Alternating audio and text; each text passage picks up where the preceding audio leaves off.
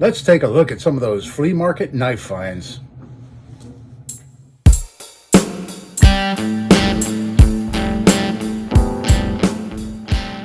Hey everybody, and thanks for coming back for another video. In this one here, I want to show you some of these flea market knife finds that I got done fixing up. I did a video on this one if you haven't seen it. It's that little Klein hawkbill knife. I did a little short video when I got it done the other day, and it cleaned up really nice. Let me turn a light on, maybe you can see a little better here. It still has some of those scratches in the blade right there, but I got some of it out, and you know, it's a good work knife. Very well made, Klein. And then I made this unique slip for it. It's a clip slip. It has a little clip. You can clip it on your belt or inside your pocket, which is what I plan on doing. And then it's not, this big chunky thing is not down in the bottom of your pocket fishing it out. It's just right there on the top of your pocket. So that's that one. I got that for $5 at a flea market the other day. And then this one here is that that kitchen knife I bought, and I since got a little more information on this. In that video where I originally showed this, it has hammer forged, made in the USA, and I saw this marking, and I thought this was made by the Goodell company. But when I started cleaning it up, I noticed this right here, and here's a picture of it.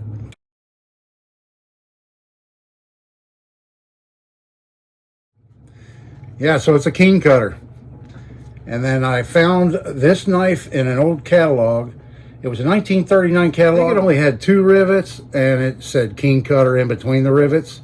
Not like this, so this is probably a later model, or I guess maybe an earlier model, but probably a later model since it's 1940 is the model number there. But I didn't do too much to this. The rusting here, you can still kind of see evidence of it. I just knocked it off and knocked the rust off, and because I like the patina of this old knife. And then the old hickory, it had a bunch of paint on the handle, so I just knocked all the paint off of it, and I left this red, I don't know if it's overspray or if that was a factory red paint on it, possibly. You know, let me know down in the comments if you know, if you have an old hickory carving knife like this that maybe has red paint on the end of the handle. But yeah, I just cleaned it up a little bit and left the forged crucible steel on it, like this one here was claimed to be crucible steel also. And then lastly, if you remember the little kinfolks, I'm calling it a kinfolks knife. I could be wrong because there is no markings on the blade, but a little fixed blade with a 3-inch blade that I got at an indoor flea market for $8, and it cleaned up pretty good. It's not perfect. It's been sharpened to death, and so it lost its original profile, and it looks like maybe a dog got a hold of it one time and was chewing on it. A puppy. Little puppy marks in the handle, possibly. But yeah, the aluminum cleaned up pretty decent and was able to get a pretty nice shine back in it. And then I made this this little sheath for it. And I just got that done, so I decided to go ahead and make a video and show you. And so I made it a little bit different. Instead of a belt loop, I put a metal ring on it and a thong, so you can tie it on your belt if you want, or you can tie a loop and then use, you know, to hang, or you can hang from this loop or whatever you want to do. Yeah, it's just a hand stitched leather with a ring riveted there, and then for the retainer I just put a piece of paracord in through there and put a little bead on it, and then you just slide the knife in, and then you can just cinch this bead down, and that holds her in there. And so there's the little Kinfolk's knife, or whatever brand it is, because it's not marked.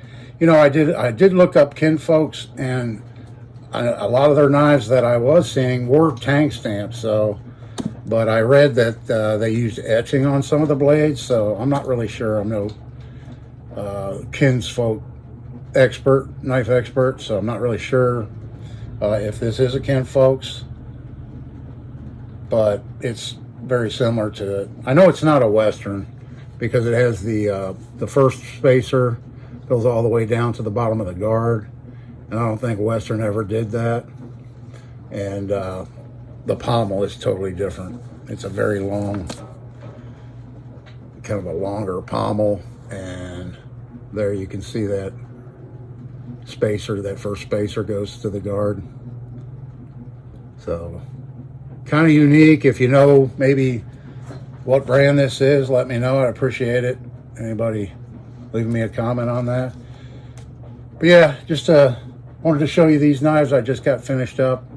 I'm pretty pleased with them. I mean, I've got, you know, probably, well, around $20 or something total in these, between these 4 knives, and I just used scraps of leather I had laying around and stuff to make the sheaths and the little, what am I calling this? A clip slip made by Blade Man 175. He invented it.